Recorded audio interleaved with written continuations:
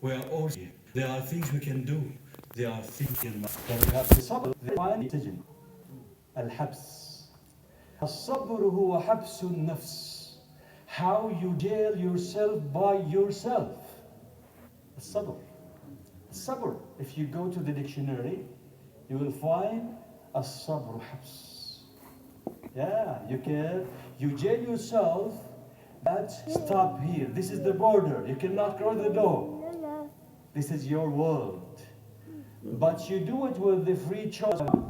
You will get the level and rank beyond the Malaika. Because Malaika have no free choice. My dear brothers, keep to natural. Because every experience has a lot of dimension.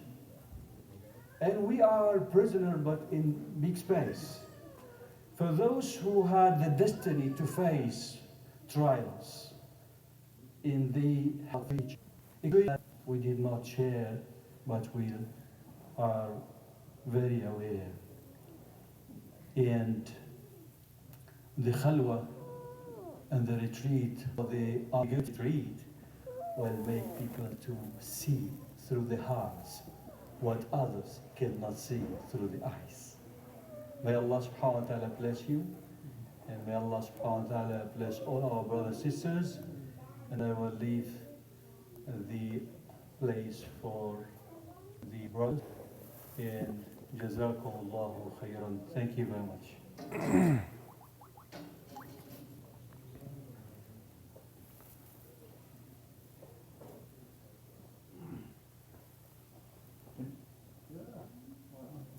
I like to be free.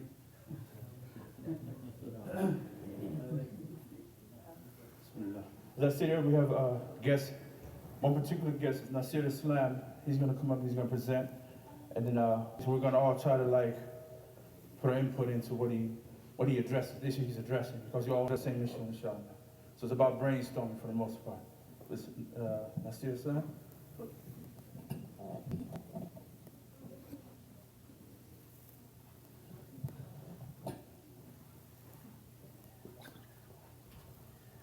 بسم الله الرحمن الرحيم الحمد لله الحمد لله اللهم صل على سيدنا محمد وعلى آله وصحبه وسلم.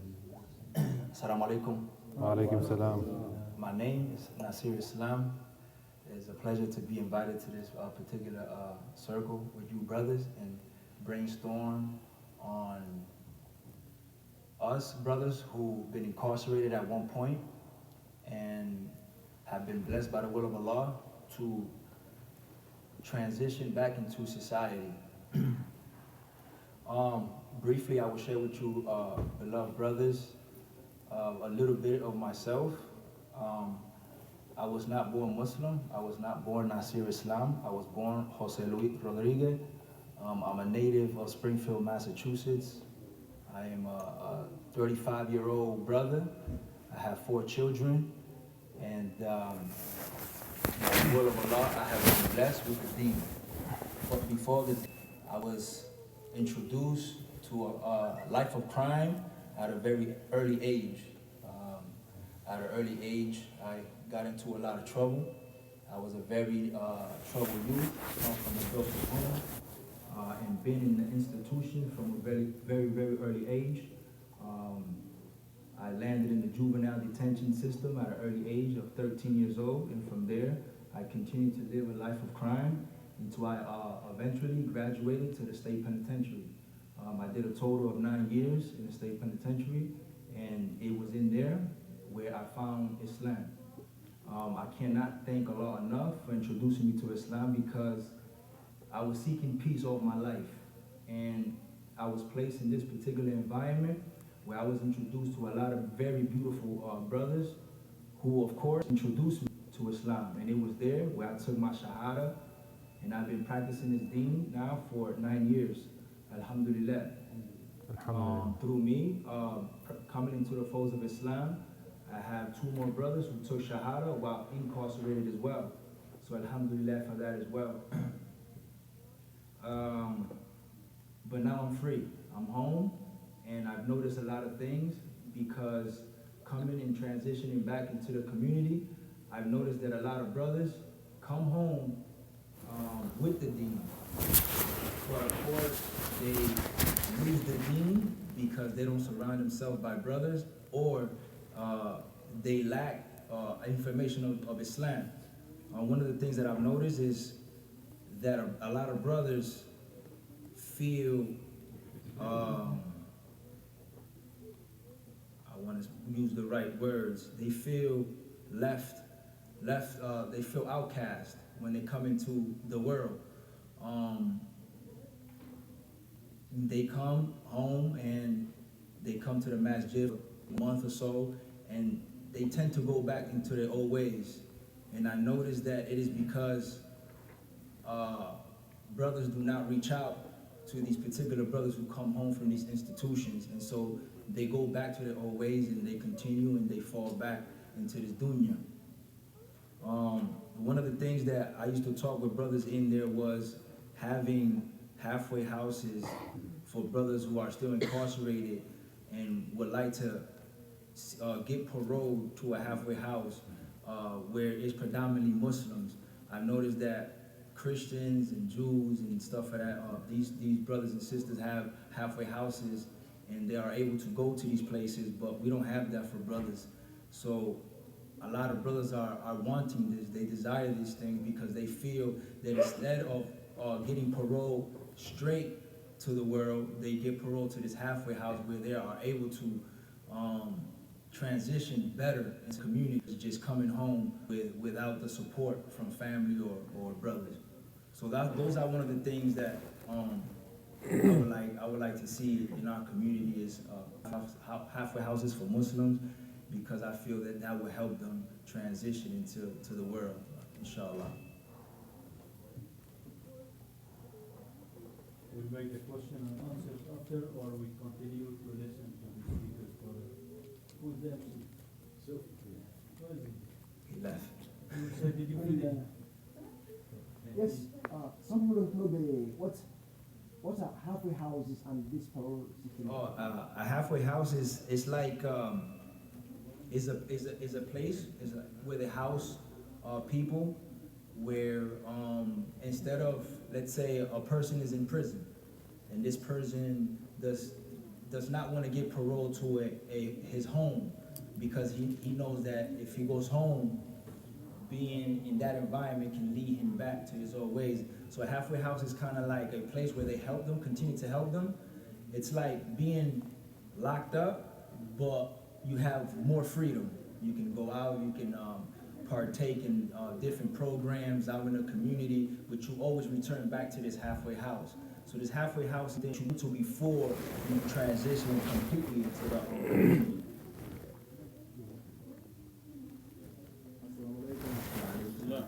My name is Abdul Noor. I can relate to the situation, story. I was most recently incarcerated 2011. I was released January 16th, and I began to practice the deen then in 2011. But my thing is that when I was in the institution, the thing was that there was a disconnect between the community outside, the Muslims in the community, and the Muslims inside. The imams in the institutions, they used to say that, you know, the Muslims in the world don't want to be bothered with the Muslims that are incarcerated, and majority of the Muslims don't know that there's a community of Deen Muslims that, you know, that are, how can I say, in need of this connection. You know, they want to be connected to brothers on the outside because they want to, you know, be able to practice the deen and, you know, and just be around Muslims. So my question is, are the brothers like in contact with the imams in these facilities, and do they network and brainstorm? Are we touching base with these and the brothers in the institutions? Speaking for myself, I stay in contact with the that kind of helped me. I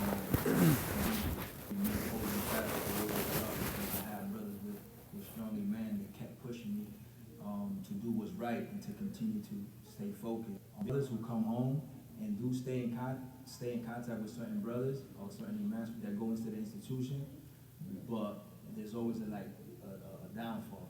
There's always like a disconnection. You know, there's only a handful of brothers that coming from the prison system out to the community that remain in the deen.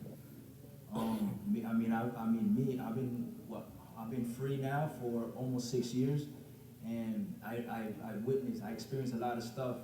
But before I came home, you know, the brothers used to tell me, when you go home, you're gonna experience this, because in there, the Muslims, we're real tight, we're real close. The deen, we're on our deen, you know. And so when we come home and we come to like masjids and we have this imam, we strong Muslim, you know, we salam brothers out in the free world. Assalamu alaikum, and brothers just walk by. That kind of like brings a shock to the brothers imam.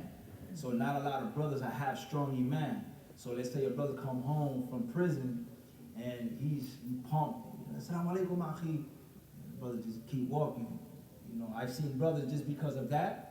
The point for us here in the free community, that when we brothers come home, or the brothers come home, that we show these brothers the support, that we show these brothers, you know, the same love or, you know, in respect that they felt when they was in there, because it's very essential for them and it's essential development to continue to stay in the deen, you know.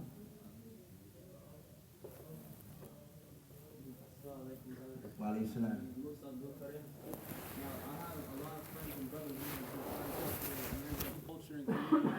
Brothers that are incarcerated, there's thousands and thousands of Muslims whether they're in the Fed penitentiary, whether they're in the state penitentiary. And you know, when my friends write me and stuff, and they call me, they're saying like, we're not having Jumu'ah, we're not getting halal meals, we're having like a bunch of stuff, we're not having volunteers taking people. And to me, that's bad behavior, because if you look at the Sahabi, they were like the worst of the worst. Like if they were in today's society, they'd be looked at as like criminals and thugs, and you know what I mean, like that. So how come we can't support a Muslim brother that's coming out of jail and trying to do the right thing? You know, if the Prophet Muhammad ﷺ was giving dawah to people that were doing such heinous acts of things like that, I think we can try to support, you know, have some sort of volunteer going to the prisons, you know, and have Jumu'ah or have some sort of talim in there. Because, you know, we want to act like we're the best ummah, but I don't see it, you know, because how come the Christians and the Jews, like you said earlier, can go into the prison and flood their literature all everywhere, but we can't have an come in there or have Quran's access. Like I had a brother tell me, you know, he's like, oh, I couldn't even find one Quran inside the jail at all, you know, and that's our fault. We should be like giving all these donations and stuff, you know. That's sadaqah right there. Like the brother doesn't have access, he probably doesn't even have a family who can call to order a Quran. You know, they're probably charging like $26, $27 for a prayer rug and stuff, a lot, you know? All the local masjids need to have some sort of fikr, like we should, like, what is the county out here? Ludlow County, right? So, like, the masjid, inshallah, should, like, sit down and have a talk about this and, like, you know, try to take some sort of survey, like, how many Muslims are in this county jail, you know? How can we help them out? How can we, you know, bring books that say nothing to be a black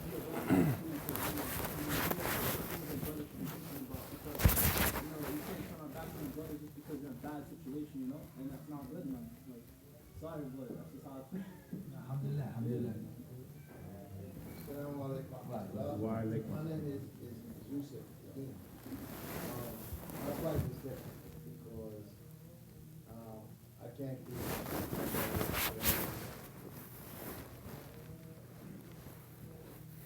conquered, and I had Dr. Kamal Ali, who was Imam at Ludlow this current. So when I was inside, he introduced me to this Jamaat here, Islamic Society of Western Mass, and I've been home for 12 years. And I was taken in warmly, you know. I think, you know, what Kamal always told me was, you got to stick to the masjid. So if there was always somebody willing to bring me here. I mean, I didn't have no car when I first started. My brother used to bring me here. I used to come for a lot all the time. So that, you know, like us coming out, the support you need, you're going to get the masjid if you come to the masjid. You know what I mean? Because if any brother comes to me and they need anything, I'm going to assist them. I see that a lot. You know, like I said, 12 years ago, and still, you know, Kamal and I, we go to New York all the time. Most often, and that's the masjid in Ludlow. That's like, because they beef with money and stuff. So when brothers are sincere, he did different things for them. They get coolies when we go. We usually go to Brooklyn sometimes, just buy balls and TVs and different for those brothers that are inside. So the biggest thing, what I always tell brothers, when I was inside, because I did like my last 6 years, but I just went to school while I was there now. But I tell brothers, you gotta stick to the masjid. If you stick to the masjid, everything will work for you. But the thing is, so many of us are so used to our ways that we go to what we know, So soon we feel that we got a little letdown, we just cling back to what we know, and that's human nature. Most of the time, statistics show the average person in jail, he don't stay out any longer than 3 years. If you stay out longer than 3 years, you beat the odds, inshallah. You know what I mean? So, I think it's just getting brothers to go to and cling to the masjids outside, once you get out. It's difficult because, like you said, when you feel that cold shoulder, you feel like I'm not wanted here. So you go back to what you know you do best, and that's the drugs and the gangs, and that's how we do, you know what I mean? Because I've come up with a lot of brothers, and they've been going back and forth. Many of them haven't stayed out long, but they write me, I write them, and I keep on giving them what I need to give them to hold on to the rope, you know what I'm saying? So I think all we can do is, dua, and encourage brothers to cling to the masjid, Yeah, and piggybacking on that, it's like, it's very important to have a support system in place. We talk about this a lot of brothers come out, if they don't see the support system, for example, you come out of the prison, you don't have any money, I have like, some places give you $25, some people give $5, a pair of sweats, gray sweats, and you come out, and you're like this, what am I gonna do if you don't have family? And you get put out in the same situation that you came from, you got locked up for being in this particular area, you go right back to the area, so you're gonna fall right back into the same you're talking about. So we need to have a support system. The brothers come out, tell everybody how you doing, come to the masjid, have dinner, different things you can do, like show the love and support for brothers that are coming out. Brothers and sisters as well, there's some sisters that have done time and come out as well. You can't forget about them. But the support system is needed, and just being there to say, "Salam alaikum," give somebody a hug or something like that, that's very important. Very, very important. Assalamu alaikum. My name is Abdullah Salahdin. I told Brother Sufu I wasn't going to say nothing. But Omar. But, I'm going to say something because I look around and I look at the young kids, young children, I look at the older men like myself, and one thing I always say to myself, I say to brothers, tomorrow I may become an inmate. I could get in my car, I could drive, I can hit a child. I could be convicted for homicide. I can hit someone cat, a dog, and be arrested in this country. A cat or a dog. Because there's old laws in this country, in this state, called the blue laws. The animal have a right to the human being. And they will put you in jail for 7 years for a cat. And 12 years for a dog. If you hit a dog and run the scene, leave the scene, literal. So we all can become incarcerated any time in the moment in this country. But what I want to jump on is this right here. In Western Massachusetts and Northern Connecticut, alhamdulillah, Allah bless us in this area to do things in the prison system in this area. Brother Yusuf spoke about Brother Dr. Kamal Ali. His work go back to the prison system since 1979 in Clinton, in Attica, in New York State, in New Jersey. But something unique, I'm going to tell you some stories. I'll just give you 2 stories.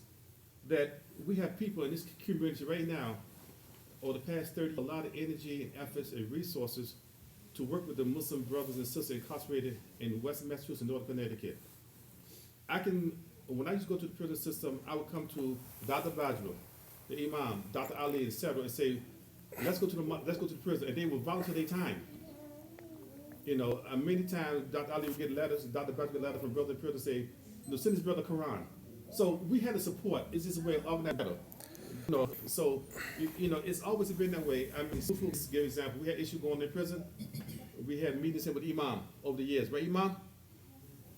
We met by the prison system and issues over the past years. And we discussed those issues. So we are concerned about brother and sister, doesn't matter where you are. We are concerned. And that's an effort. And I think we should understand that there's pros and cons on both sides. And we should focus on two things. If you can explain to us in general what's parole and probation and a halfway house in more detail. Because I think those are points you're trying to, some people may not understand what a parole and what is probation and a halfway house. Because I think that's important. We shouldn't lose that point. Okay. Before I go to the question, because I'm blessed to go into the institution myself as a mentor and talk to the brothers, but it's not particularly Muslims. So my question is, before I answer your question is, when was the last time the Muslim brothers have gotten in going to the institutions like the Christians go visit the Christians and give services? Because I know that Kamal Ali can only do so much. Okay. So he goes for Jumu'ah, he gives the brothers Jumu'ah. If I can ask a question. And also, but sometimes his hands are tied. He cannot continue to go into the institution and have holocaust and teach the brothers the deen. So my question is that, when was the last time that brothers came together, one brother, two brothers, three brothers, and go into the institution and visit brothers and have some form of classes with the brothers? Because right now, brothers is lacking classes in the pre-release system, and brothers are lacking classes in the behind the wall. Okay, that's a question. So that's why I asked. Okay, answer the question. I just speak to the good brother right now. I have not been in prison over 11 years, 12 years. And since I left, I made it ranking for 20 brothers go to 6 prisons in Northern Connecticut. And they still going there twice a week. No, I'm Massachusetts. No, I'm saying, why I say West Massachusetts and Northern Connecticut? Because that's what our brothers back and forth between Massachusetts and Connecticut. This is our community, between Medina Mosque and here. You understand what I'm saying? This is my home base. So to answer that question, there are brothers still going that way, and there's brother Kamal Ali. My wife go to the women's facility and talk to the sisters when they're there. So there are brothers and sisters here in this community here that are serving the Muslim in Northern Connecticut and West Massachusetts on a continued basis. To answer your question. Okay. And I asked the question because brothers in the institution tell me that they don't have the support from the brothers inside the community. So that's why I posed the question. When was the last time the brothers went into the jail? Let me just say like this. I know, because I used to go into, talk to them. But I know Kamal, he was slated to go Monday, Wednesday, Friday, Saturday. And I think he only gets this once a week. But I know he has like one brother, I think Cordova, from here, is the only one, I think, that can go. But I think, because they make you go through all, they put you through a lot of stuff at the sheriff's department to even get in here. And they kind of been rough with Muslims in there for a while. And so all this go through programs with James Gill, and to get people in, it would have to go through like Jay, Ash, and Gill. And I think it probably stops tomorrow, but it's gonna be rough to try and get people in because they always give us a hard time. They always been giving Muslims a hard time.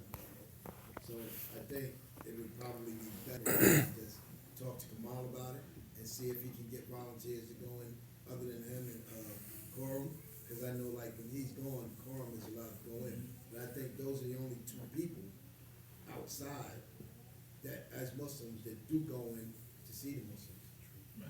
So I think we'd have to start something with Kamal and ask him, and then get a movement done like that. And then get some brothers and they get Furry checks and all that paperwork, and then they'll be getting some money.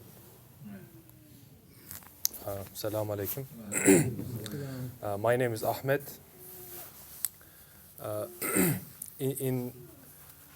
In Turkish, we say for the jail, Medrese Yusufiya, meaning school of Yusuf, because of the Quranic verse that we have. And in the Quran, one of my favorite part when Joseph said to his brothers, "Ya sahib as-sijn," "Oh my friends of prison," that friends in the prison. It's a very touchy story. It goes on how he is dealing with them, how he is taking care of them, right? So we have to take him as an example, even though he shows us that he is very much into caring for people around him, you know, so he's taking this opportunity for opportunity or for do something good. So for this reason, I think we should systematically approach this prison phenomenon, because we got the biggest prison system, not in the world, but in the human history. You know, it's like very interesting. I heard like up to like millions, 5-7 millions, including the paroles, probations, system today, like today. So you know, most of us are immigrants. So we are where I come from. You know, not many people go to prison. You know, you have to do very something crazy, right? So you know, it's like, you know, to hear someone from prison, like, you know, he said if you hit the dog 12 years, this is unheard of. You know, it doesn't go where I come from. So you know, here is different. You know, we have to approach more peaceful way, more tolerant. Or maybe he's a murderer, he is this, he is that. You know, I think we should move beyond this. In terms of, you mentioned something very nice. Statistically, as far as I heard, 50% of people who go back. We have half and half statistics. So the question we have to ask, what to treat this number? What I seen, some experience, couple years experience in the system. My experience, I like to share. When somebody wants to say, hey, I want to become Muslim, I think the first thing we have to say, are you sure? Are you sure? Instead of hugging him, you know, Allahu Akbar, this and that. Why? Because we want him to make sure that he knows what he's getting into, right? Instead of he's jumping today, tomorrow, you know, this is serious. You know, we can't just go back and forth. This is a very serious. You are investing something for this world and the hereafter. So this is it's like buying a house, more important than buying a house. You know, how much you spend time and money for a house. So, you know, I think we have to have a more professional approach for the newcomers, instead of, you know, a more amateur, you know, just hugging them, saying Allahu Akbar. That's my, you know, humble opinion. I'd like to share. If I'm wrong, you know, you are free to correct me. And my last question, I'd like to ask a question. So is there any way that local masjid, mosques can be notified if somebody is coming out from the system to the half house or halfway house or to the street? Is there any way we can go them and tell them, hey, if anybody coming out of around, you know, 10 miles around me, let me know, so if I have human resources, I can reach out to them and let them. Is there any more systematic way that we can be integrated into the system? This is the problem. Here in Springfield, you really don't have too many masjid. You know, this is West Springfield here, right, which is in West Springfield. Right. And you go to the inner city, where most of the brothers come to. Right. Is the inner city. So you have 1, 2, from the top of my head, 2 masjids, and these masjids are not really open. See, so I think that my suggestion and my plight would be for the brothers who are still in there, and to answer, you know, go into the question of the brother who want to get parole. And parole is something like, you know, you come home before your time, you know, but you get parole somewhere. Let's say the brother wants to get parole to a halfway house. The halfway house would be, let's say, Howard Street. Howard Street is located in Springfield, Mass, in the inner city, and they go in there. And so my plight is, if we have a halfway house for the Muslims who are still incarcerated, that can be their masjid, that where they can continue to deen in there before they even come home completely. So I think that for me is that, because the masjids in the inner city are not really open but for Jumu'ah. So after that, you have a whole bunch of brothers who came home around the areas in which they got in trouble in, and they looking around, and the only masjid that's really open is West Springfield, but they have no transportation to get to West Springfield. So it's like, okay, what do I do? So, you know, the majority of the time, these brothers, you know, they start to the was and they just fall victim.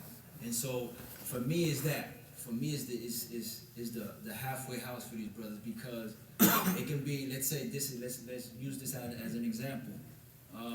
Let's use that. This has a halfway house, and in here we have the brothers who get paroled from the prison system into this halfway house, and in here they sleep here.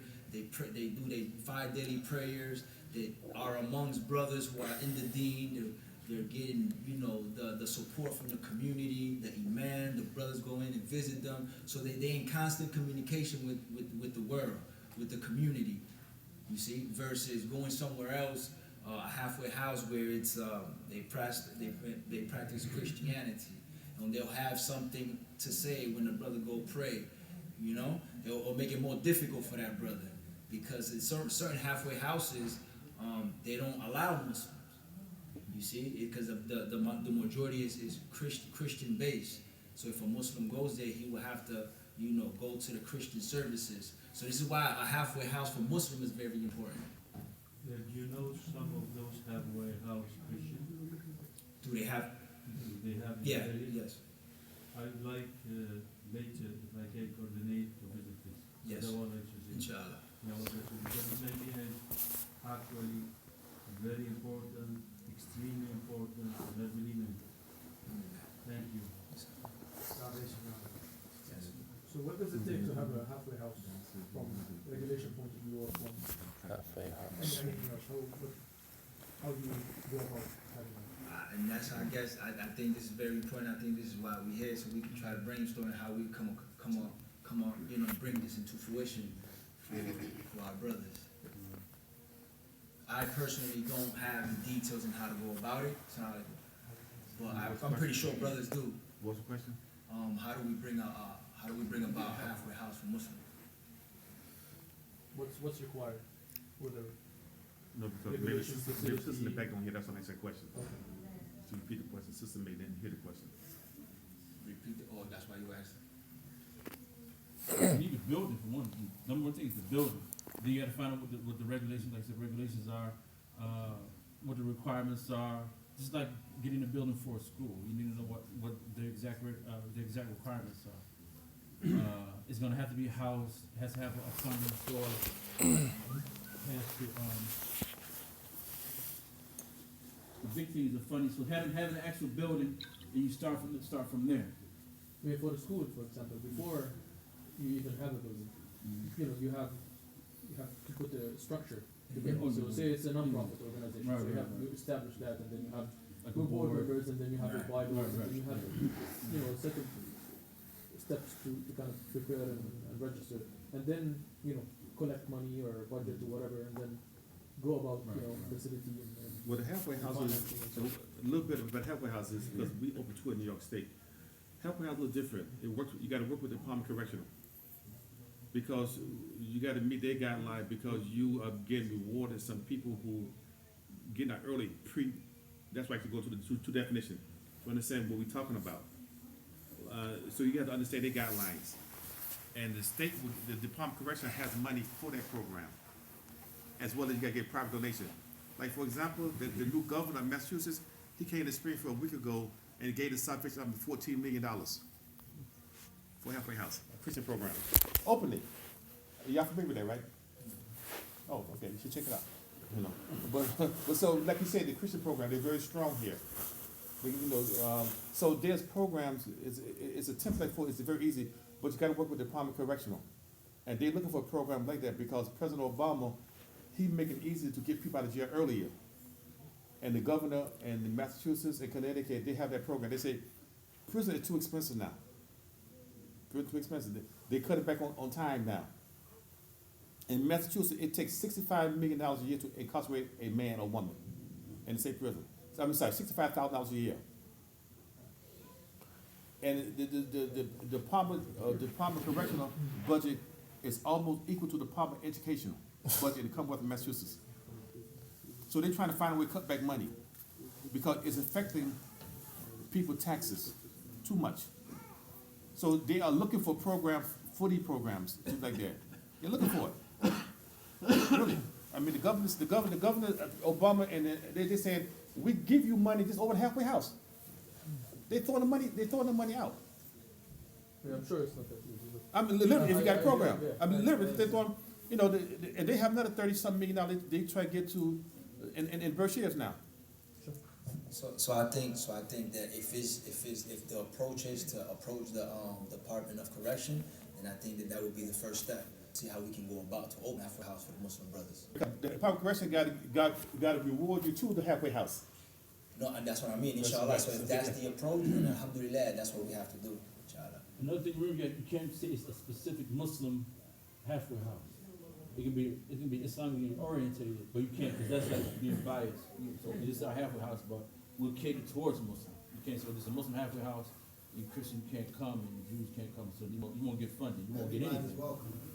Huh? Everybody's welcome. Right, everybody's welcome.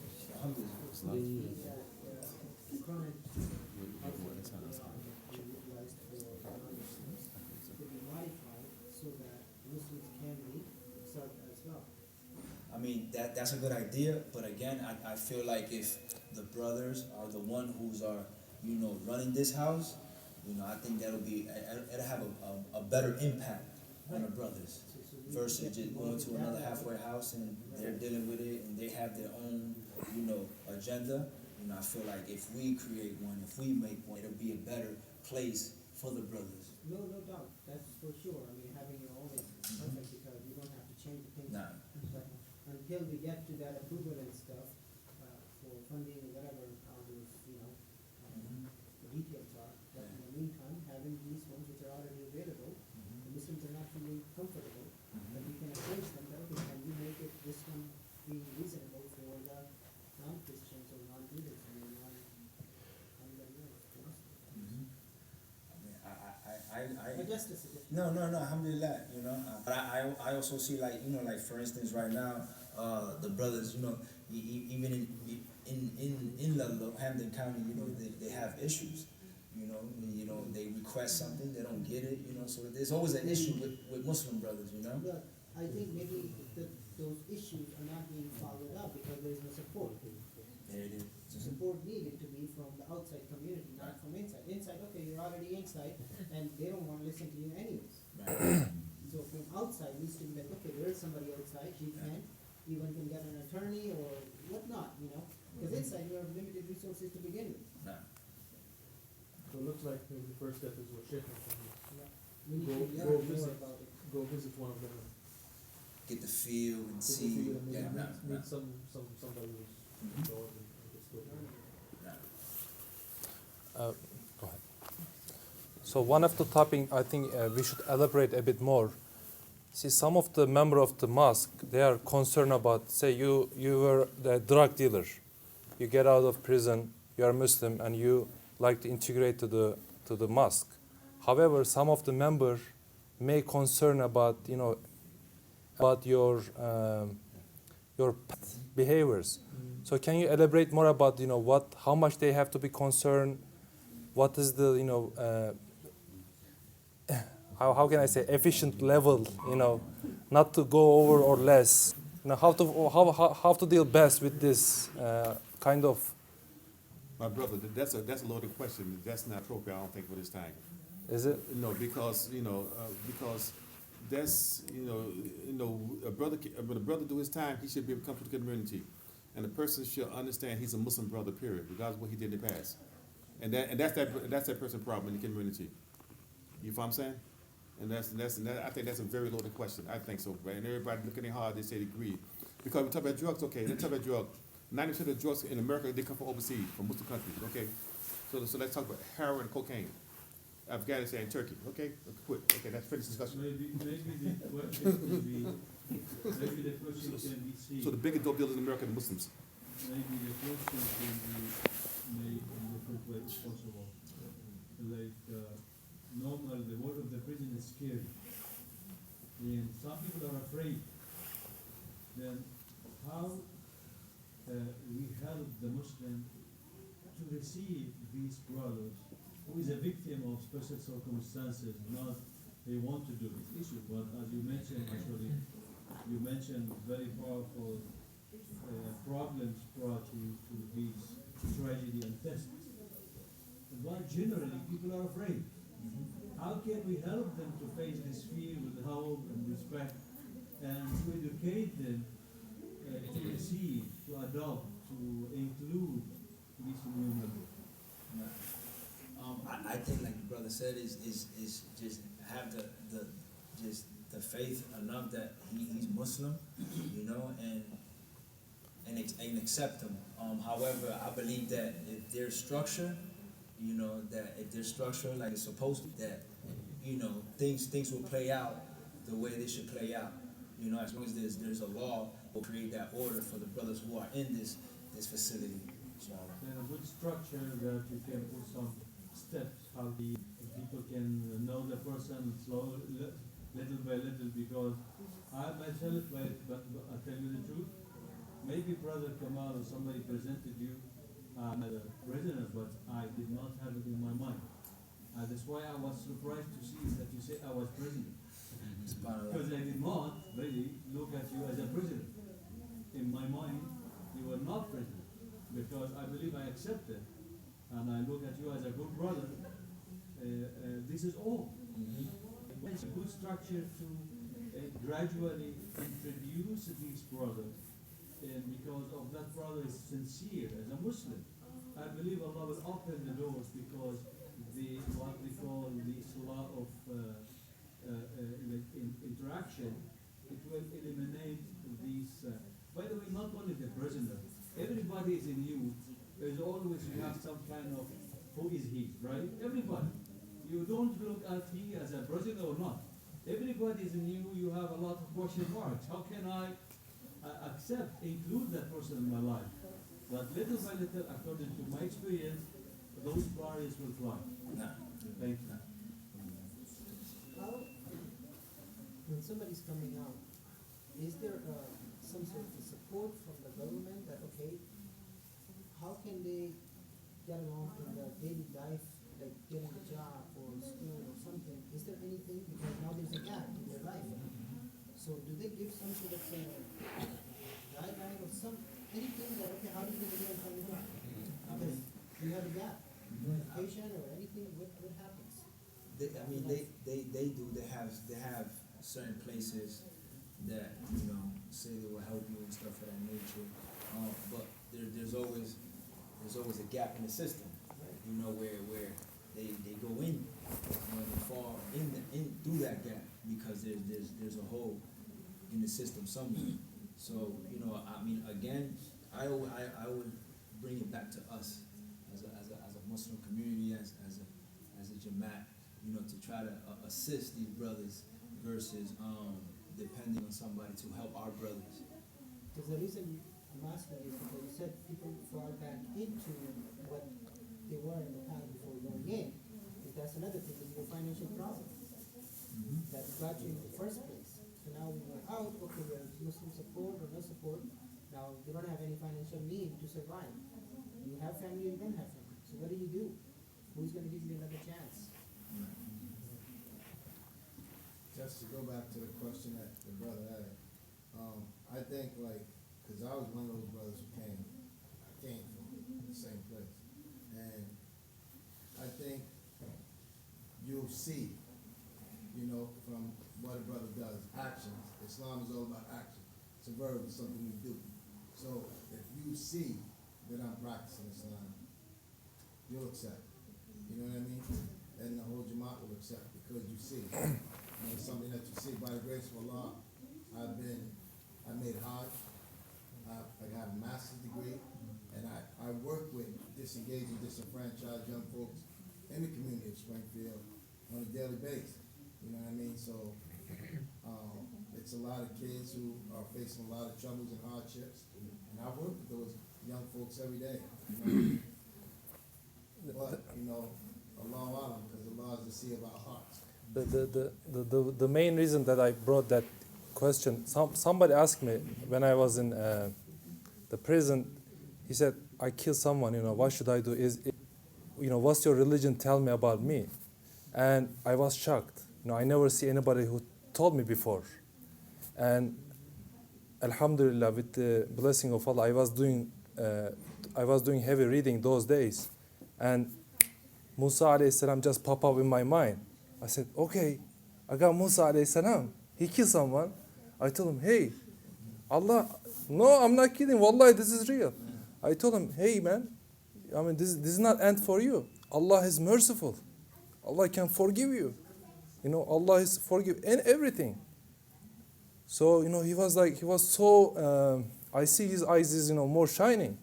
So the reason I brought this question, we have to calm our community. People are really concerned. They don't say, man, he's a drug dealer. I'm not sure if my kid's supposed. No, as he said, if his action speaks louder than words. I mean, if he comes 5 times a day, prayer, if you come Jummah to Jummah, who Allah knows who's better Muslim. So I didn't mean to put anybody out to discuss this. This is an important topic. It's a good question. Yeah, it's good because I dealt with both sides. Those who are some Muslim, alhamdulillah, and those who are not. And I've been bitten, since I know this is from a personal, what do you call it, experience. So you have to be lyrics per se, but you have to be cautious. You go on the cautious, you don't go with your hands down.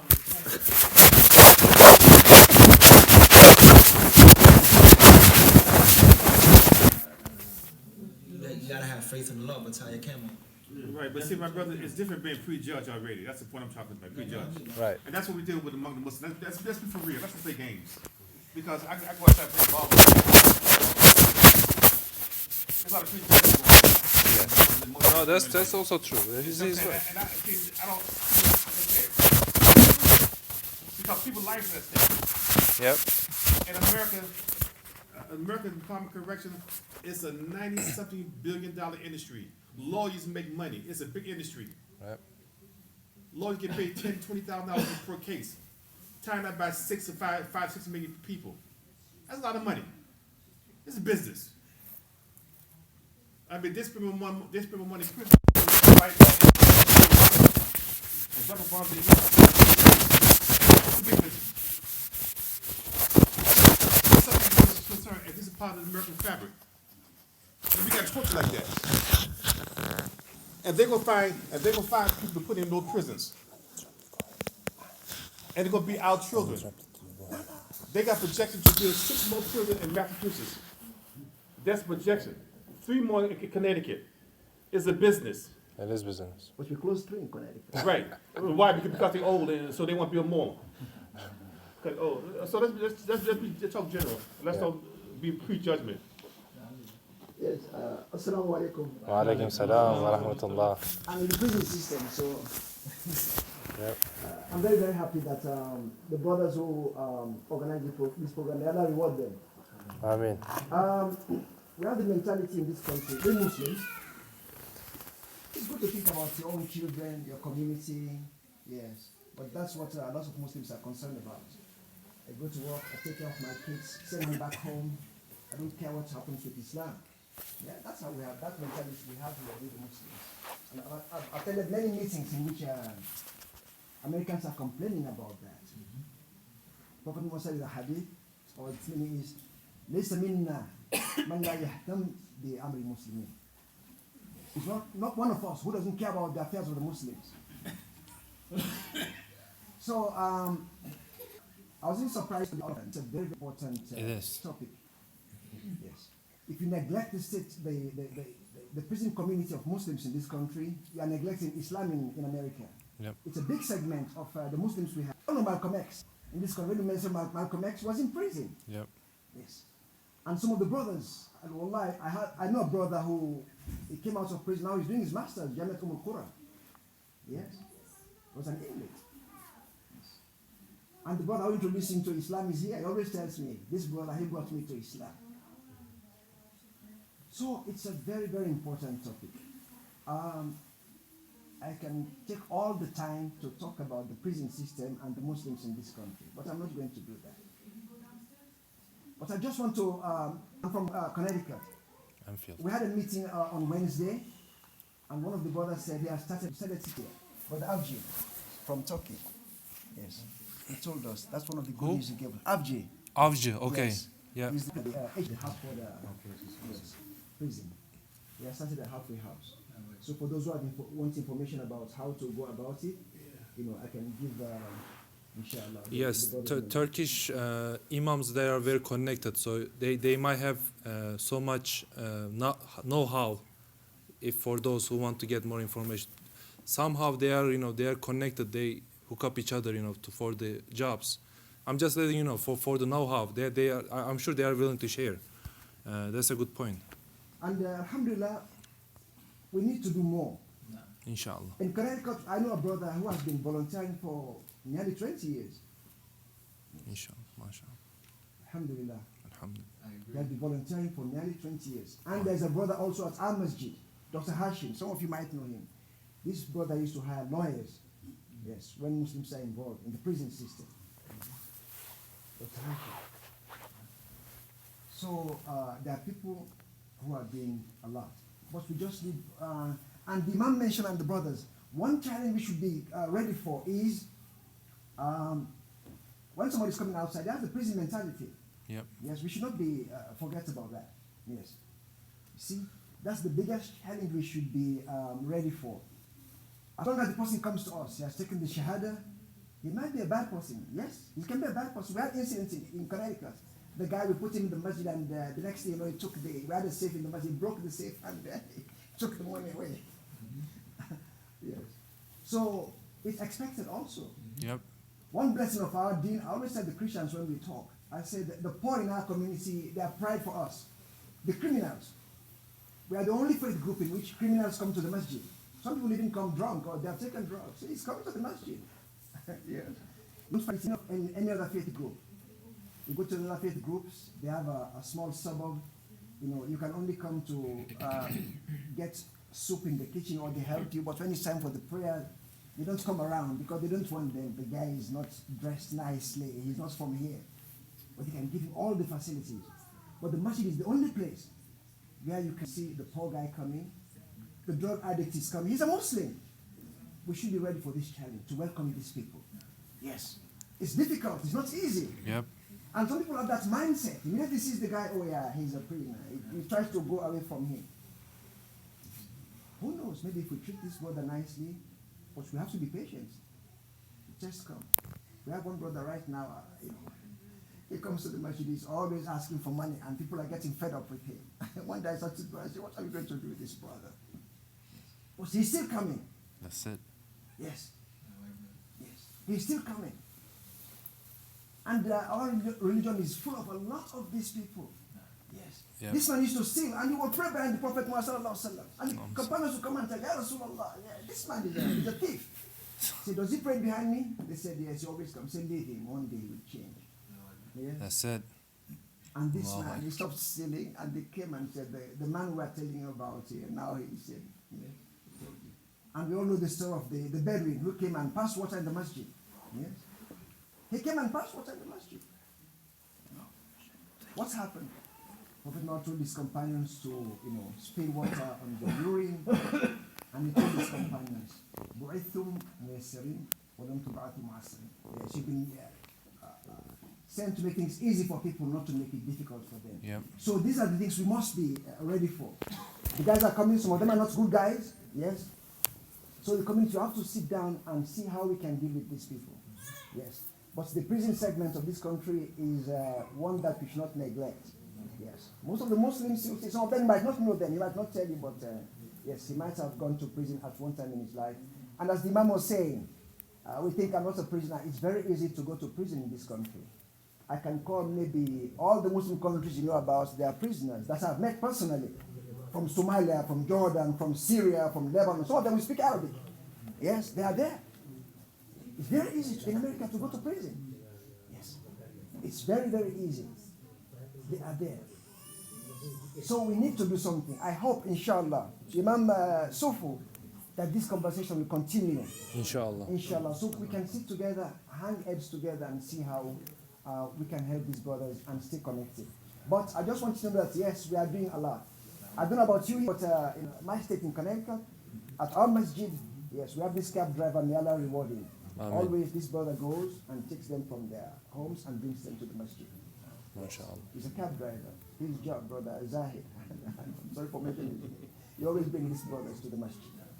So when I speak about the issues, Yeah. I'm speaking about home, you know, because I don't see it here, home. And elsewhere, alhamdulillah, you know, I believe, you know, but here home, I don't see too much assistance for the brothers. How we deal with that though? You step out front, and then you take it, right? You know how it is. You go from there. You got support. That's it. Ready? I'm ready, Sam. No, that's true. We're serious. Any other questions? Let me make a few comments. Assalamu alaikum. I'm so happy that you have started a discussion about this issue. It's very, very important. I think Brother Salahuddin knows that we have been involved in this kind of issue long time, since long time, Connecticut and Massachusetts. Before 9/11, I think I have visited almost all the facilities in Connecticut, some over here with the help of our old-time chaplains. But after 9/11, the rules and regulations have changed, so not everybody can go in to help the brothers and sisters. So there's a big problem after that. All the rules, we used to send books to all the prisons. Whosoever asked, we will send books. But now it's very difficult even to send that. You have to go through a system. Halfway house may be a second step, but we definitely have been discussing about a rehab program.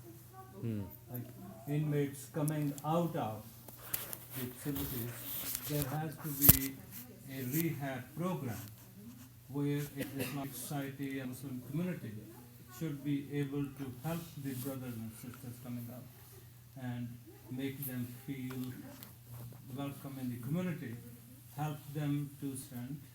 And some of you have gone through that, but Brother Kamal Ali being a big resource for, and he is the one from the Islamic Society who has been talking to us about this.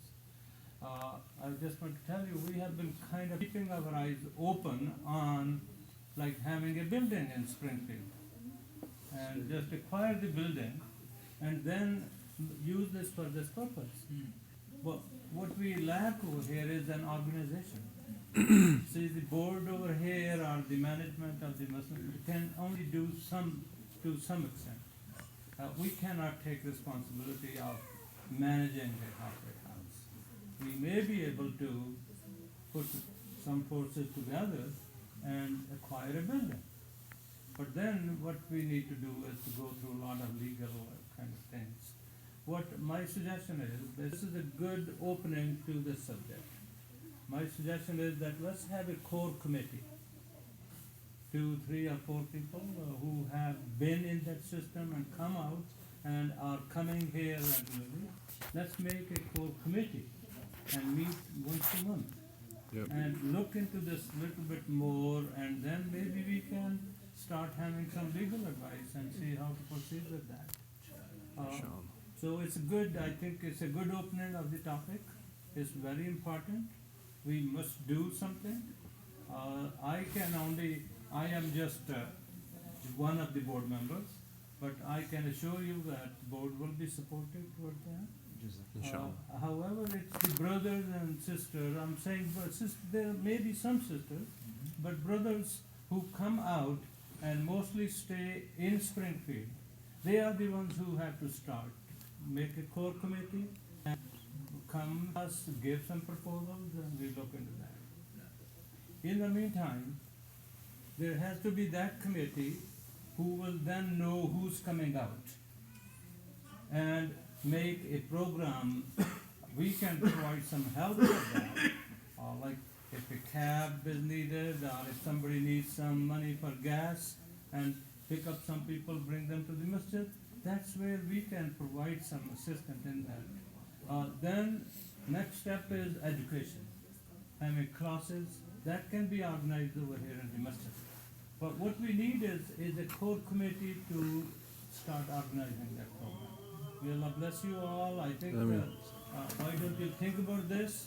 And Brother Suhu is the coordinator. Think to work on this program on a regular basis.